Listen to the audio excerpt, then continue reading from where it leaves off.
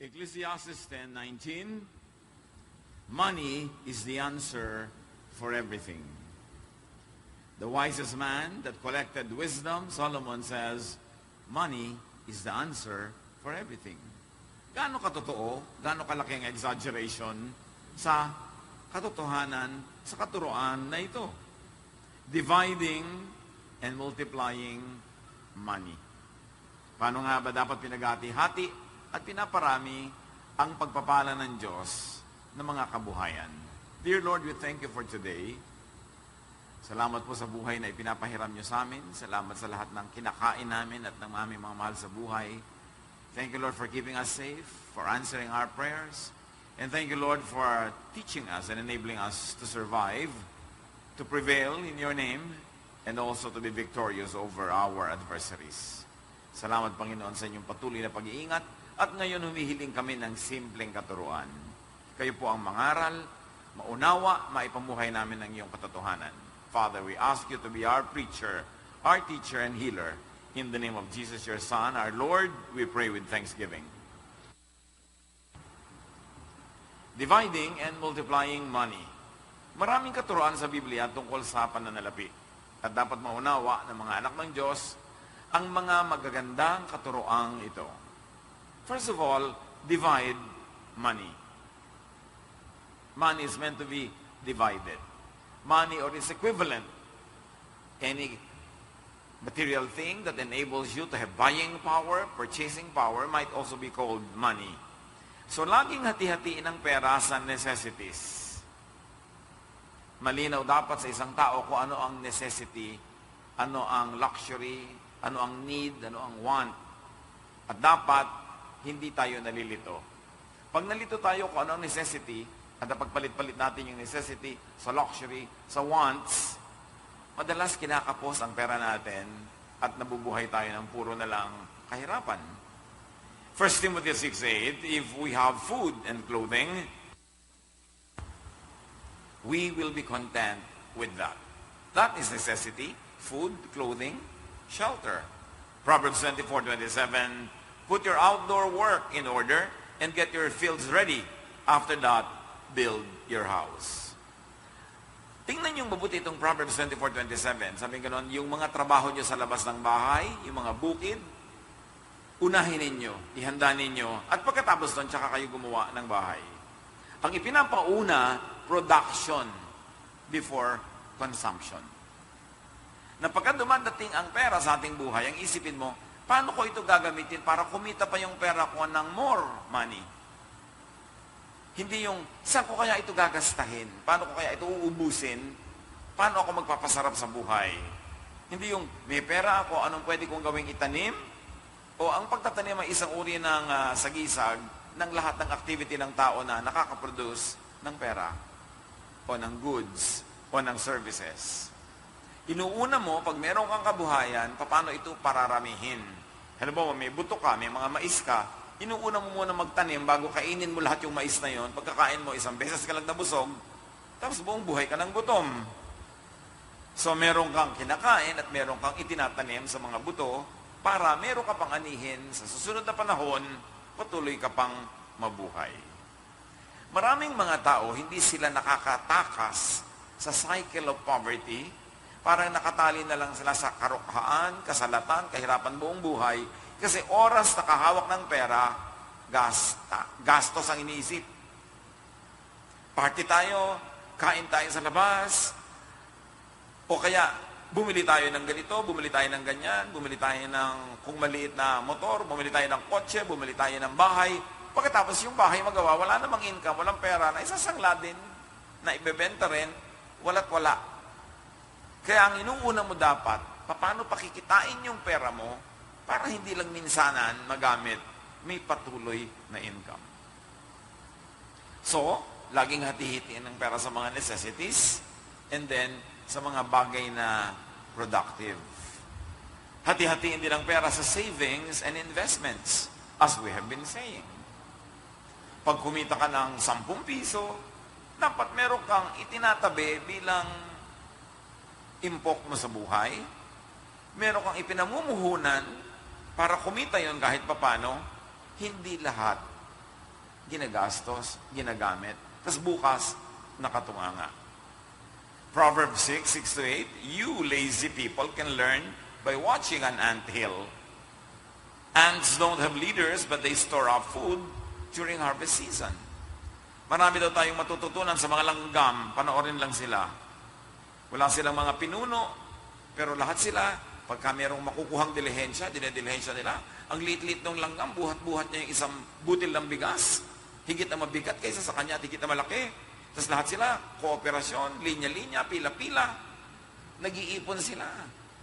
Para pag dumating ang tagulan, na hindi sila pwedeng makapulot ng pagkain, hindi sila pwedeng makatawid ng mga baha at mga ulan, may nakaimbak silang pagkain. Mabuti pa ang mga langgam, may nakaimbak na pagkain for crisis. Maraming mga tao, pagkat nagsara ngayon ng mga trabaho, walang trabaho bukas, wala rin kakainin bukas. Pagka nawala ng hanap buhay ng isang buwan, wala nang kakainin afterward, walang nakaimpok, walang nakatabi. Sasabihin, paano naman kami makakapag-impok? Kulang at kulang pa ang pera namin. Kulang at kulang, pero lahat ng birthday nyo, may handaan, lahat ng mga may baile, may sayawan. Kulang at kulang, kulang lang sa pag-iisip. Sa pagpaplano.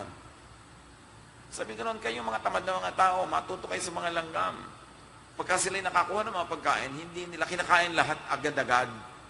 Nagtatabi sila para sa mga araw na baka wala silang makuhang pagkain.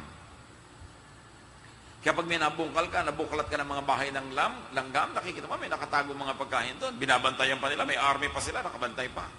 Para hindi sila dumating sa maubusan at magkandamatay sa gutom. Si Jesus, nung nagbigay siya ng puhunan sa 3 uri ng tao, ibang-ibang laki ng puhunan, hinanapan niya ng tubo. Yung 2 binigyan niya ng malaki-laking puhunan, nagbigay ng malaki-laking tubo. Pero yung isa, ang liit na nga ng binigay sa kanya, hindi pa niya ininvest. Sinoli lang niya sa Diyos na, eto, kung ano yung binigay niyo sa akin, ito yung susoli ko sa inyo. Wala man lang kita. Kaya sabi ni Jesus, siya ang nagkukwento niya, sa Luke 19:23, sabi daw nung God, represented by the Master in the story, why then didn't you put my money on deposit? So that when I came back, I could have collected it with interest. So, itinuturo ni Jesus, ang Diyos, pag may ibinigay sa iyo, inaasahan niya, pararamihin mo. Itong hindi nagparami, hindi namuhunan, inilubog lang niya sa lupa yung pera, isinoli niya kung ano yung dami nung ibinigay sa kanya, sabi nung Panginoon niya, representing God, sana kung hindi mo man lang yan in-invest, inilagay mo man lang sa bangko, kumita man lang sana kahit 0.5 interest per annum yan. Kesa wala. Dapat meron. Sabi niya, why? Why didn't you put it on deposit so it could have earned interest? Yung iba, hindi na nga nagkaka-interest yung pera nila, sila pa ang napag-iinteresan. Nadodoble ang kahirapan. May credit card ka, hindi mo babayaran sa oras. Tuwang-tuwa ang credit card company kasi next month sa billing mo, may interest na yun. Hindi mo na naman bayaran. Yung interest na dapat kinita nun, kikita uli ng interest, at yung principal nun, kikita pa uli ng interest, hanggang nagkalubog-lubog ka na sa utang. Meron akong kilalang isang pamilya, iniutang nila sa bangko ang kanilang titulo ng lupa at bahay ng halagang 2 milyon. Matapos ang ilang kurap, matapos ang ilang gabi at araw, 5 milyon na. Hanggang di na nila natubos ang bahay at lupa na ilit na. Dahil hindi nila nababayaran sa oras yung dapat ay bayaran. Siyempre, pag-iinteresan yan. Napakahirap nung nagtatrabaho ka, mangungutang ka, yung guhol lang guhol ka, wala kang planning. Pagkatapos, mangungutang ka kung kani-kanino, ang laki ng interest. Kung nagtitinda ka sa karinderya, sandok ka ng ulam, hugas ka ng hugas ng plato. Mula alas 6 ng umaga hanggang alas 11 ng umaga, lahat ng kita mo doon, pang-interest pa lang ng utang mo. Mamaya ka pa magsisimulang kumita ng para sa'yo. Hindi kasi napapansin ng iba yun na ang laking bawas sa buhay mo, yung interest. Kaya kung hindi ka rin lang makakabayad doon, time mo ka na lang mangutang. Kasi lulubog at lulubog ka. Avoid na mapag-interesan. Pay on time. Credit card holders, pay in full. Kung ayaw nyo na kayo ay makain ng bangko. Napaka-importante, no? Avoid paying interests. It's a great waste of money, a great waste of energy, of effort, na yung pinaghirapan mong pera, ibabayad mo lang interest. So, laging hati-hitiin din ang pera sa enjoyment. So, dapat meron kang savings, may investment ka, and then meron ka lang enjoyment. Ang enjoyment, huwag natin dapat titingnan na parang luho, parang pagwawaldas o pagsasayang, because investment in emotional and mental health could become investment in physical health, and then in creativity, then in productivity. Ang taong nag-enjoy, nasasarapan sa buhay, maligaya, mas nagiging creative. At pag creative, mas nagiging productive. Pagka masaya ka, naliligayahan ka, nakaka-boost yan ang immune system. Naiiwasan mo magkasakit. Lumalakas ang iyong katawan, nakaiwas ka magpa-doktor, magpa-opera, magpa-hospital, malaking savings yun. Kaya investment din to keep yourself and make yourself happy. To enjoy in proportion to your income. Kaya dapat iniisip mo, gaano ba yung income ko, gaano kalaking pang-enjoy ko dyan, gaano kalaki ang pang-savings, pang-investment, gaano kalaki ang pang-basic necessities. Iniisip at pinaplano yon. Because if you fail to plan financially, then you plan to fail. Kailangan may balak, may plano. Ecclesiastes 10:19, a feast is made for laughter, wine makes life merry, and money is the answer for everything. Gaano karaming problema nyo ang kayang solusyonan ng pera? Ang dami, di ba? Ang hindi mo lang masolusyonan ng pera, yung mahal kita, mahal mo siya, mahal niya ay iba. Hindi talaga nasosolusyonan ng pera. Pero halos lahat ng iba pang problema, may katapat lang pera. Kaya dapat ang tao maingat sa paggawa, sa paghawak, pagpaparami ng pera. Para marami sa mga problema niya, malutas. And if a problem has a price tag, it is still not a very difficult problem. Ang mahirap na problema yung walang price tag. Katulad nung mahal mo siya, di kanya mahal. Wala talagang price tag. Problem yon. Yung may pera ka pero may sakit ka, hindi mabili ng pera ang gamot, patuloy ka nagkakasakit. Problem talaga yon. Kaya mabigat man ang problema na financial, ang katapat ng pera, pag nagawa mo yung pera, malulutas yung problema. Kaya ang dapat ginagawa mo, gumagawa ka ng pera bago dumating yung problema. May savings ka na para pag dumating yon, may katapat agad. Ang hirap nung ito yung need mo, ngayon ka naghahanap. Kahit magbebenta ka pa, binabarat ng tao pag alam niyang kailangan mo ng pera ngayon. Planning is important. Isaiah 55 verse 2, Listen to me and eat what is good, and you will delight in the richest of fare. Hindi masamang mag-enjoy. Gusto ng Panginoon na nag-enjoy tayo, pero dapat sang-ayon sa ating kinikita. Hindi enjoy ka ng enjoy dahil hinihingi mo ang kinikita ng iba. Nakaasa ka lang sa iba. O ninanakaw mo pa, yun ang maling enjoyment. Pero yung kinita mo, you earn it, you should enjoy. God wants you to enjoy in proportion to the income that you make. So create a climate, an atmosphere of delight, not of pain. Ang daming problema, kahit sa mga bahay, may kinalaman sa pera. Bunga nga ng bunga nga yung nanay. Daloy, patay mo yung ilaw. Hoy, huwag ka na mag-electric fan. Yan lang, pinaplansya mo pa, pambahay lang. Uy, ang pampapaligo mo, 3 drum na. Dapat 2 tabo lang. Bla, bla, bla, bla, bla, bla. Ang lakas mo naman magsabon, naglalaba ka lang, bula pa ng bula. Di ba lahat yan dahil sa pera? Eh, kung yung pera, hindi malaking issue sa inyo, mabula. O, kaya mo mabula para masaya. Ang lakas niya mag-shampoo. Yung iba, babantoan pa yung shampoo, dadagdagan ng tubig para humaba ang gamit ng shampoo.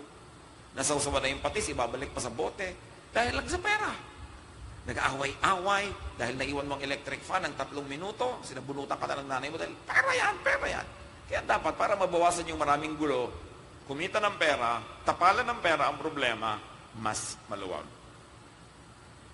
Eh marami naman kasi sa atin, ang galing gumastos, pero hindi naman magaling kumita. Ang tanda-tanda na, pang-load lang sa telephone, hinihingi pa sa mami. 60 years old na yun, ha? Mami, pan-load. Tingnan mo, ay, senior na to. Pero wala pang pan-load. Anong ginawa mo sa buhay mo? Ba't di ka kumita? Dami-dami mong kinain pagkain. Kumpleto pa sa timpla. Tapos wala kang kita. Di ba mali yun? Laging hati-hatiin ang pera sa tithes and offerings. Napakaraming nagpapatotoo na sobrang lumuluwag ang blessing sa buhay nila pag faithful sila sa tithes and offerings. Because you complete the circle of giving and receiving with God. Ipinanganak ka sa mundo na walang dala ni anuman.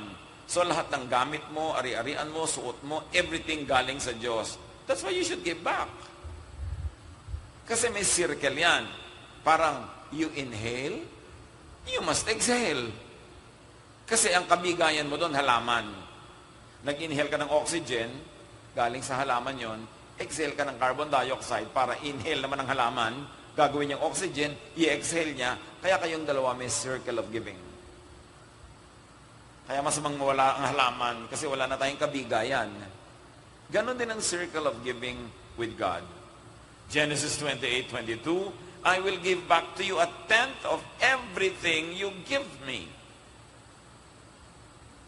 Kaya mga iba, hindi lang nagtatithe sila ng, sabihin mo, financial. They tithe the 3 T's, time, talent, and treasure. Kasi lahat yan galing sa Diyos. Malakay 3:8-9, ang walang kamatay ang katuruan tungkol sa bagay na ito. Sabi ng Diyos, you people are robbing me, your God. And here you're asking, how are we robbing you? You're robbing me of the offerings and of the 10% that belongs to me. That's why your whole nation is under a curse. So, alam niyo kung ba't kayo naghihirap? Kasi pati ako iniisahan nyo. Ako na pinanggagalingan ng lahat-lahat, iniisahan nyo pa. So kaya kayo naghihirap. Daig nyo pa isinumpa, sabi niya. At itinuloy pa ito, subukan nyo ako, maging tapat kayo sa inyong tithes and offering. Pag hindi naman, lalo ka naging tapat at nag-umapaw ang pagpapala sa inyong buhay. It's part of wise economics to have a good circle of giving and receiving with God who gives everything. Ma-afford mo ba na makipagkasira ng relasyon sa Diyos na pinanggagalingan ng lahat? Lagi ring hati-hatiin ang giving, ang pera sa giving and sharing with other people. Isa yan ang sikreto ng mga taong maluwag sa buhay. Sila'y palabigay sa kapwa-tao. Yun namang sobrang wise, sobrang laging nanglalamang. Ang dami nga nila kumisang nakakahig, pero sa isang iglap, ubos. Kakasakit, nasusunugan, ubos din. Wala rin. Kasi merong basic law of life. And this is the law of balance. You give, you receive. Pag receive ka ng receive, you don't give, the system breaks down. It doesn't work that way. Proverbs 22 verse 9, the generous will themselves be blessed, for they share their food with the poor. Yun daw pala bigay, hindi pala tuos, sila ang tunay na magsasagana sa buhay, pagpapalain, kasi ang pagkain ay hindi nila ipinagkakait sa mga gutom. At Ephesians 4:28, use your hands for good hard work and then give generously to others in need.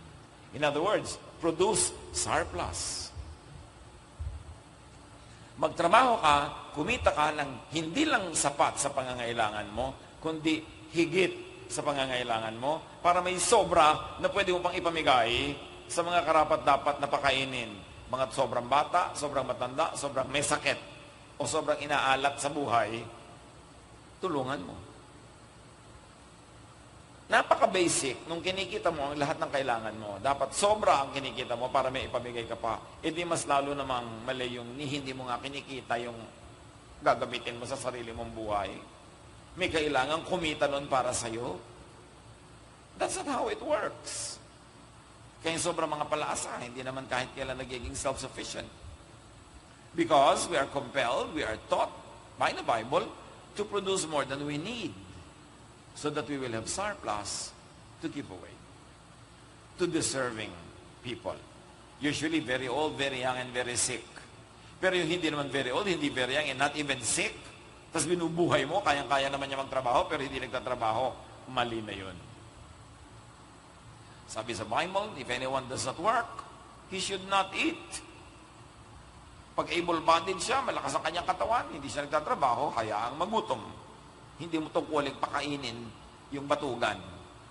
Ang itinuturong pakainin natin yung mga may sakit, mga kapuspalad, mga nakakulong, mga sobrang dumaan sa mga paghihikaw sa buhay na hindi pa nakakaahon, sobrang bata pa para kumita o sobrang tanda na para magtrabaho. Yun ang itinuturo sa atin na tulungan. So, balansehin ang paghahati-hati sa pera. Huwag na lang puro necessities lang. Meron naman, ang dami-dami pang extra pera, pero talaga namang hindi mo lang magpasarap sa buhay. Tapos nabatay na lang bigla. Sayang. Huwag naman puro savings and investment lang. Save ka lang save, ang dami mo na save, bigla ka namatay ngayon. Ang nag-enjoy, iba. O kaya, huwag naman puro enjoyment lang. Inubos mo na sa saya, hubaba pa yung buhay mo, wala ka ng income. Ang haba mong gutom. O huwag puro sharing and giving lang. Meron naman ganun, puro share, give. Tapos wala siyang ine-enjoy sa sarili. Dapat balance. You spend for necessities, you save, you invest, you enjoy, you share, you give, you tithe, you make offerings, all of that. Kahit piso, pwede mong paghati-hatiin sa lahat ng yon kasi meron pang sentabo. In proportion, lagi. Proverbs 28:4, do not wear yourself up to get rich.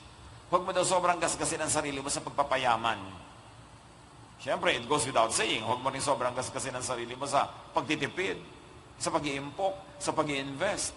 Yun namang iba, talaga namang invest pa ng invest. Dapat harvest time na. Mag-harvest ka naman. Tumigil ka muna ng katatanim kasi ang dami mo nang itinanim, ang dami mo nang ani. Hindi ka na nag-enjoy na umani. Tanim ka pa rin ng tanim. Dapat may balance ang buhay. Do not wear yourself out on anything. Sabi sa Bible, a man who fears God will avoid all extremes. Dapat balance. Hindi sobrang tipid, hindi sobrang gastos, hindi sobrang pahinga, hindi sobrang pagod. Gitna lang. Yun ang tunay na maka-Diyos. May balanse ang buhay. A little of this, a little of that. Enjoy everything in small doses. Halimbawa, bakasyon. You can have a grand vacation every 10 years, or 5 years, or 3 years, or every year. Depending on your capacity, and depending on what kind of vacation you have in mind. Pero dapat may bakasyon din kayo at least once a month. Once a week. Once a day. Once every hour.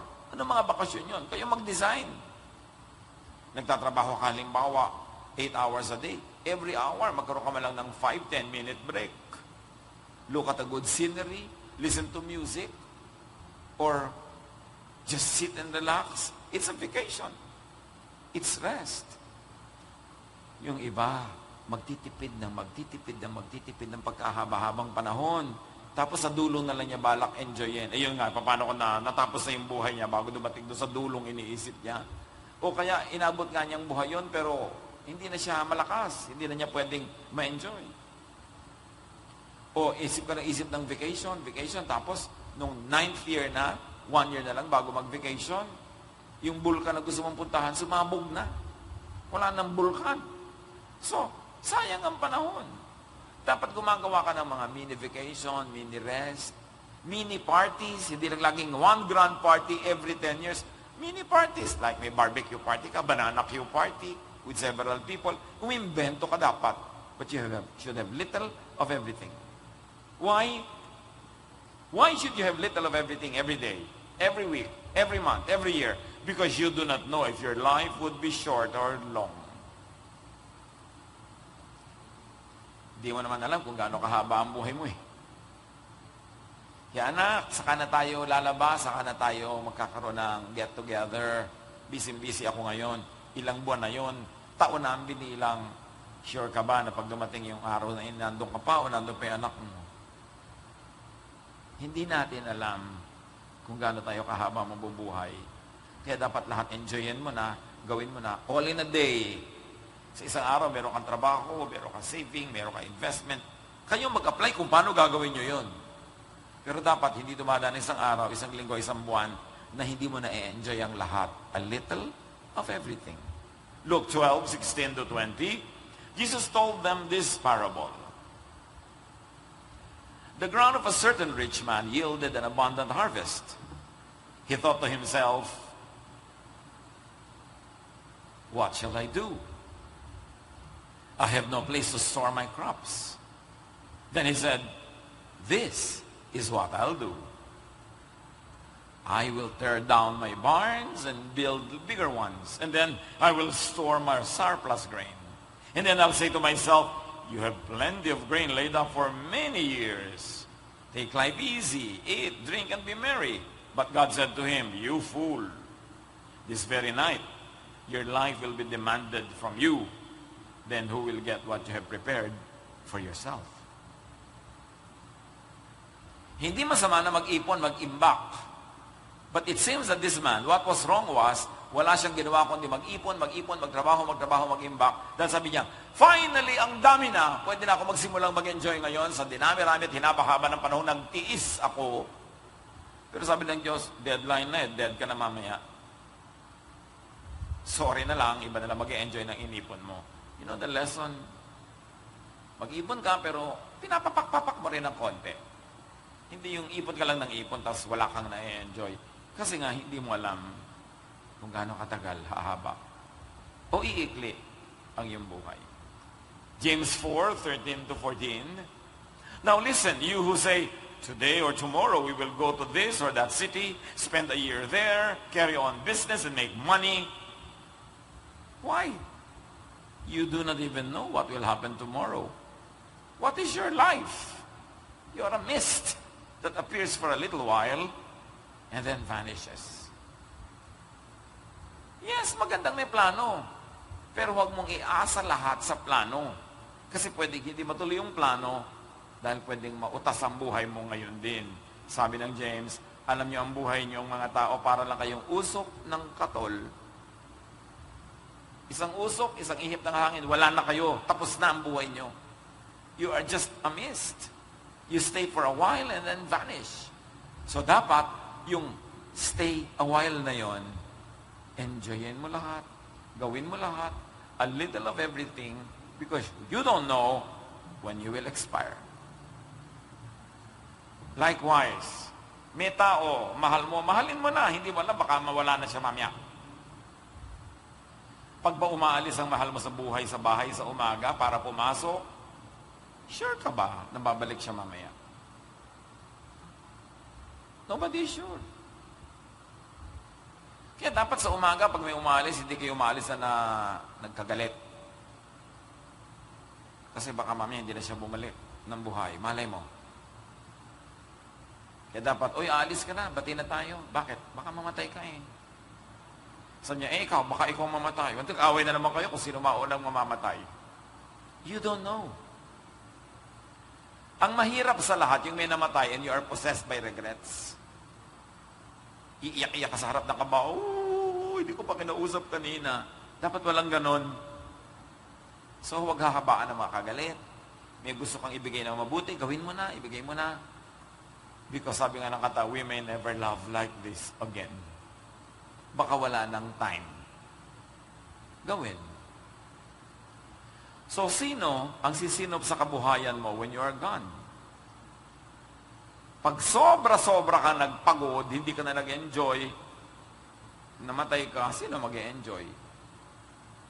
Ecclesiastes 2:18-19. Itong si Solomon na nagpayaman, ang dami-dami niyang naipong kayamanan, ng problema rin. I hated all the things I had toiled for under the sun because I must leave them to the one who comes after me. And who knows whether that person will be wise or foolish. Yes, yet they will have control over all the fruit of my toil into which I have poured my effort and skill under the sun. So niya, kinamuhian ko ang lahat ng paghihirap ko. Bakit naman? Ang dami ko na ipundar, tapos mamamatay ako. Sino ang magpapasasa ng mga yan? ang bigotilyo na to, na boyfriend ng anak ko, na mapapangasawa ng anak ko, mamanahin ng anak ko, ang lahat ng kabuhayan ko, mamamatay ang anak ko, edi sa boyfriend na niya yon. Yun ang bitterness ng buhay.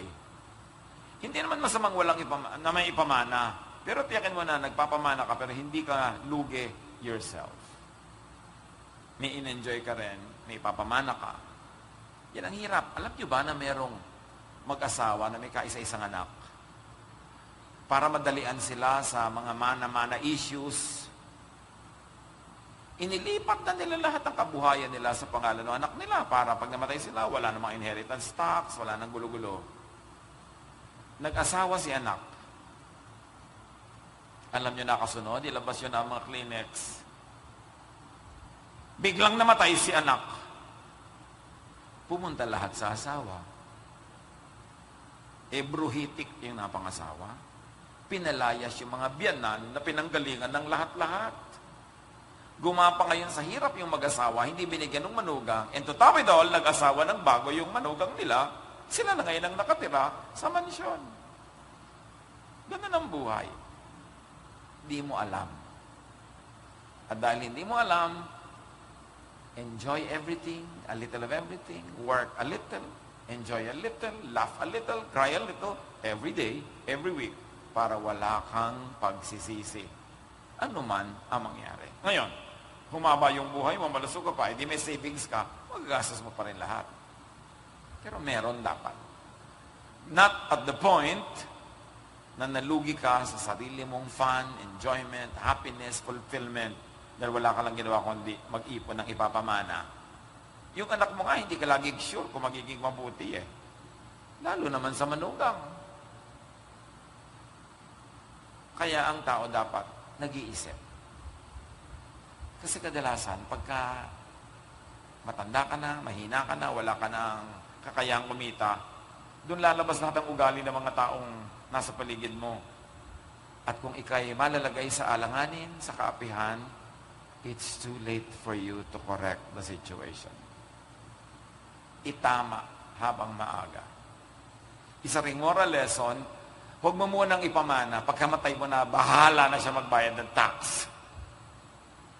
Pero habang buhay ka, may control ka sa iyong kabuhayan. Kasi ngayon kung mabuti kung sa anak mo lang lagi pupunta, kung nag-asawa, tapos nawala bigla yung anak mo, minana ng asawa. Yun ang sinasabi ni Solomon. I hated all the things that I have done because I am leaving a lot of things in the hands of someone I cannot even control. So, konting tabi, konting gamit, konting kita, konting gastos, balanced. Plan long range like you would live a very long life. But live daily as if you were going to have a very short life. Because any of the two can happen. Magplano ka na parang mabubuhay ka ng pagkahaba-haba, pero mag-enjoy ka ngayon na parang mamamatay ka na mamaya. Para hindi ka lugi, alinman ang mauna. Ecclesiastes 5:18-20. It is appropriate for a person to eat, to drink, and to find satisfaction in their toilsome labor under the sun during the few days of life God has given them. For this is their lot.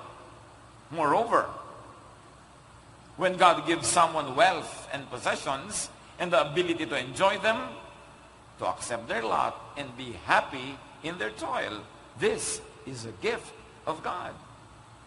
They seldom reflect on the days of their life because God keeps them occupied with gladness of heart. Pansinin niyo yung last verse, 29.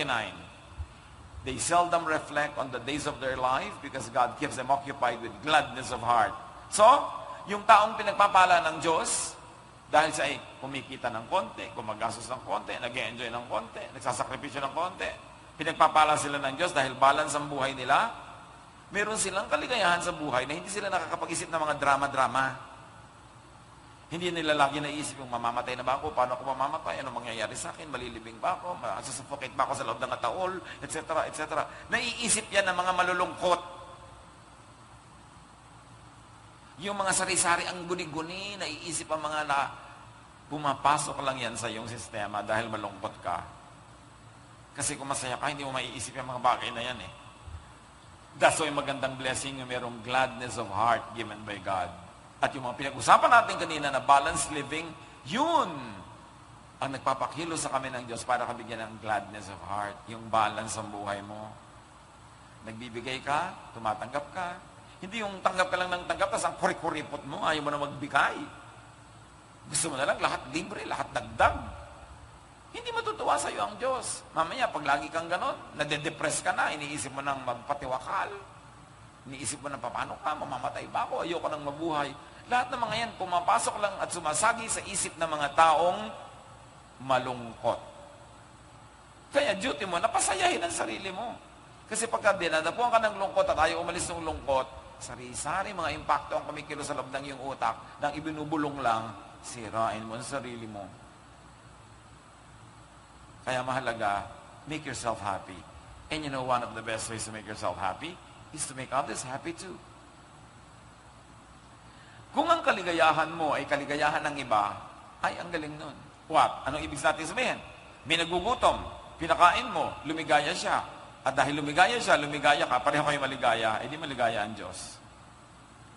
Pero kung may nanakawang ka, ang ligaya mo, natalo naman siya. Ang lungkot niya, hindi balance yun. Hindi natutuwa ang Diyos sa ganon. Nanalo ka sa sugal, ang dami-dami mong panalo.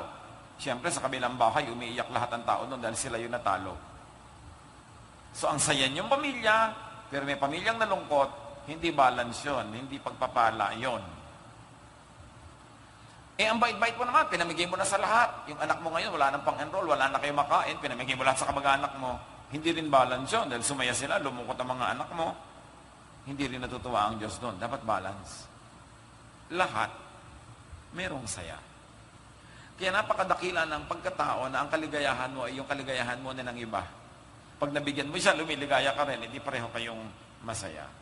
Pero kung ikaw ay taong mayroong umaasa sa iyo, magulang ka, meron kang mga dependent, hindi mo pwede ipamigay lahat kasi merong umaasa sa iyo eh.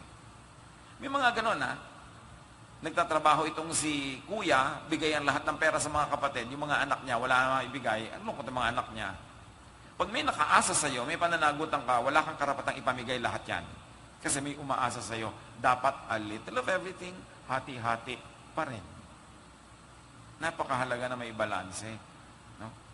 But the gladness of heart is a blessing from the Lord. So, kailangan nagbabalanse para alin man ang mangyari, humaba o umiksi ang buhay, walang lugi, walang regrets. Proverbs 31:25, yung babae na uliran, she can laugh at the days to come.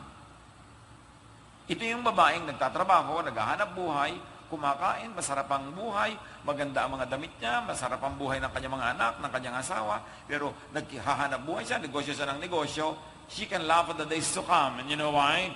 Because she has money. And her family is happy, and they love each other. Sabi niya, kahit anong dumating, okay lang. Malalampasan namin. Kasi nagmamahalan kami mag-anak, nagtutulungan kami, at may pera kami. Di ba ang laking worry yung wala kang pera? Takot na takot kami magkasakit dahil wala kayong pampapagamot. Lalo ka naman takot na takot mamatay siya dahil mas mahal maglibing. Yung hindi mo na alam kung bakit ka nalulungkot na may namatay dahil ba sobrang gastos? O dahil ba hindi na siya kikita? O dahil lang mahal mo lang talaga siya? Nakakalito na yon pagka wala kang pera. Kaya mahalaga ang tao talagang kumita ng kumita habang kaya. Philippians 4:11-12, habang ginagawa mo ang lahat, dapat din naman matuto ka maging kontento kung ano muna yung ani mo ngayon sa araw na ito at hindi pa kasing dami ng gusto mo. I have learned to be content whatever the circumstances.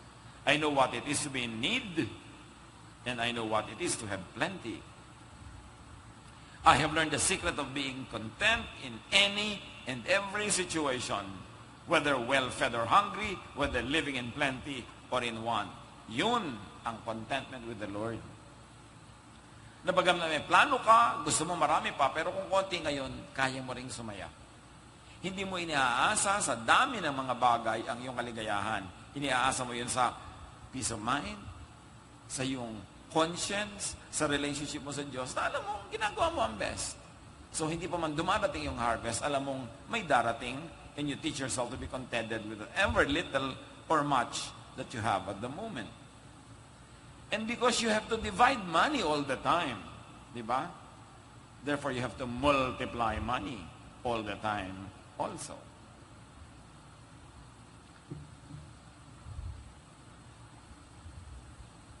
Proverbs 14:23, all hard work brings a profit.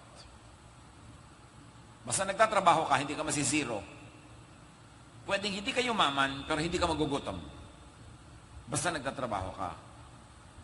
Earn every year, every month, every week, every day. Dapat may kinikita ka lagi. Kasi araw-araw, gumagastos ka, kumakain ka, nagko-consume ka, dapat kinikita mo yon. Proverbs 13:11, whoever gathers money little by little makes it grow. You see, God wants money to grow. And do not squander what you already have. Ang itinuturo sa atin, magparami, mag-impok. Pero yung nandyan na, mawawala pa dahil sa kapabayaan, ang ending nun, sorrow, misery. So make enough money. Proverbs 38:9, give me neither poverty nor riches, but give me only my daily bread. Otherwise, I may have too much and disown you and say, who is the Lord? Or I may have become poor and steal, and so dishonor the name of my God. So itong prayer na ito, one style of approach to money, make just enough. Sabi, ibigay nyo lang po yung talagang kailangan ko. Kasi, pag sobrang dami, baka yumabang ako, pati kayo, pagyabangan ko. Pero pag sobrang konti naman, baka magnakaw na ako, hindi na yung glorifying to you, O Lord. So, yung tama lang, please. But there's another approach is to make more than enough money. Parehong godly yun. Ano ang pipili kung anong bagay sa inyo? Ito yung capacity nyo to handle the situation. Kung hindi nyo kayang yumaman, huwag kayong magpayaman. Ang hangarin nyo, yung sapat lang.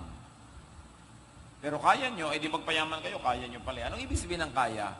May mga pamilya, mabuti pa nung walang pera, tahimik. Nung nagyumaman, nagkagulo-gulo, hindi sila marunong mabuhay bilang mayaman. Sinisira sila ng pera, hindi nila kayang handle ng pera. May mga pamilya na mabuti pa nung iisa lang ang TV set, maliit ang bahay, lagi silang siksikan sa sala, nanonood together. Pero nung yumaman, nagkanya-kanyang kwarto, kanya-kanyang TV, kanya-kanyang kotse, hindi na sila nagkikita. Yun ang ibig natin sabihin, hindi nyo kayang mag-handle ng pera, hindi nyo alam kung paano. I know a family that had all the means to make a huge house with many bedrooms, pero ang ginawa lang nila, isang kwarto for the boys, isang kwarto for the girls, sa mga anak. Kaya nila magtigi-tigisa, ha? At nung may nagtanong, bakit magkakasama mga anak mo sa kwarto? Kayang-kaya nyo namang paggawa ng malaki, bahay, maraming kwarto. Ngayon lang sila magkakasama habang mga single yan. Pag nagkasaasawa na yan, kanya-kanya na yan ang bahay, kanya-kanyang buhay. So habang pwedeng pagsama-samahin, sama-samahin sila para mabuo yung relasyon, mag-gel sila at maging mag-bonding sila para pagdating ng araw, kahit iba-iba na bahay at buhay nila, matibay pa rin ang relasyon nila. Yan ang matalinong mayaman. Kaya niyang yumaman kasi hindi siya nasisilaw, hindi siya nalulunod sa pera. Kinokontrol niya ang pera, hindi siya nagpapakontrol sa pera. Yun ang sad reality about many people that they call nouveau riche, yung bagong yaman. Galit na galit, lubog, langong-lango sa pera, hindi malaman ang gagawin. Isa lang ang ending. Away-away silang pamilya lagi. Ano man ang dahilan at paano nangyayari yun? Basta ang ending, nag-aaway-away sila. Hindi kasi sila marunong mag-handle ng pera. So, huwag mong hangarin na yumaman kung di mo kaya. Kung ikay bombilya na 10 watts, huwag kang magpadaan ng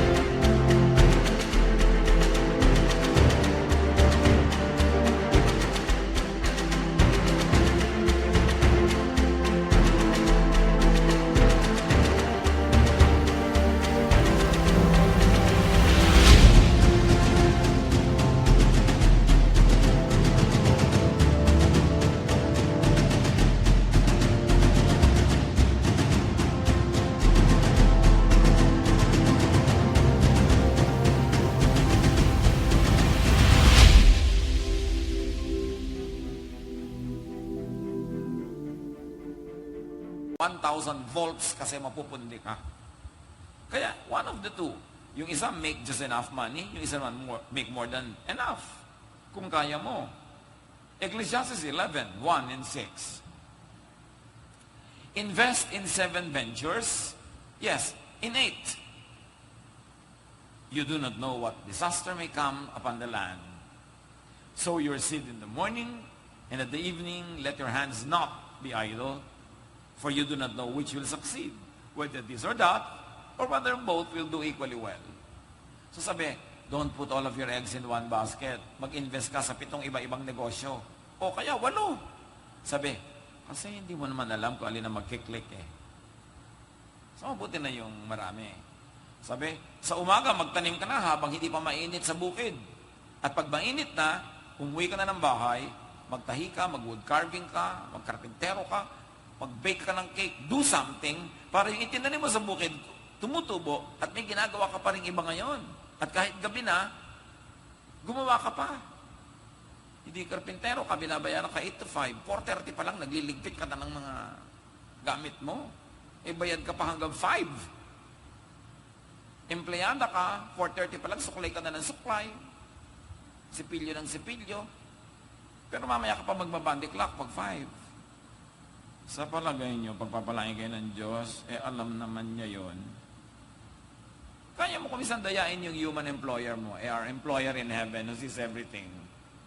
Kaya iba yung akala nila nakakaisa sila, pero hirap pa rin sa buhay kasi hindi honest. Remember, it is God who gives you gladness of heart. It is the blessing that only God can give. You can manipulate things, you can make it appear that you are working hard, but you cannot make God bless you if God doesn't want to bless you. So yung factor ng Diyos sa buhay natin, mahalaga. Na honest ka, nagtatrabaho ka, tama lang. Sabi ko nun, hindi mo alam kung alin sa mga ginagawa mo ang pagpapalain, kaya mabuti na yung may iba-iba ka pang pagkukunan. Tulad din sa isang pamilya. 8 kayong kumakain, isa lang nagtatrabaho. No. Dapat ang hindi lang nagtatrabaho na doon, yung sobrang tanda, sobrang bata, o may sakit. Pero dapat lahat, pag kumakain, nagtatrabaho. Hindi isa lang ang inaasahan. Remember, don't put all of your eggs in one basket. Dapat lahat may kanya-kanyang kontribusyon. Dapat multi-income ang mga pamilya. Hindi na uso yung isa na lang ang breadwinner. Yung iba, bread eater. Dapat lahat breadwinner. Nagko-contribute para umangat ang pamilya. Ephesians 4:28, quit stealing. Be honest and work hard so you will have something to give to people in need. So tumigil ka hindi lang ng pagnanakaw, kundi simulan mo naman na magkaroon ng surplus income. Deuteronomy 8:18, remember the Lord your God, for it is He who gives you the ability to produce wealth. In other words, God wants us to produce wealth. Huwag niyong i-demonize, huwag niyong masamain yun. Basta hindi ka napapasama, hindi ka gumagawa ng masama, make a lot. You don't want to spend it, give it away to deserving people. But you have to do this. Kailangan natin na mag-divide at mag-multiply ng pera. Money is a blessing, it's not a curse. It is the love of money that is evil, not money. The love of money. Being a slave of money is bad, but making money your slave, that is so good. So that it could do good, you could do a lot of good through money. So divide and multiply money. Dear Lord, teach us to apply this in our daily lives. Patawarin niyo po kami kung may mga pagkukulang kami sa alinman sa mga napag-usapan o sa mga ibang di napag-usapan pero sumagi sa aming isipan habang pinag-aaralan namin ang mga bagay na ito. Patawarin mo kami sa aming mga pagkukulang. Salamat po sa ibinibigay niyo sa aming mga kakayanan. Palinawin niyo ang aming isip. Papagliwanagin ninyo para kami, Lord, maging mabubuting mga anak niyo. Nagtatapat, gumagawa, gumagastos, nagbibigay, nag-e-enjoy ng blessing because this is your will for us. Pagbulay-bulayan natin sumandali sa katahimikan ang mga kahulugan nito sa ating buhay. Be with the Lord in silent reflection.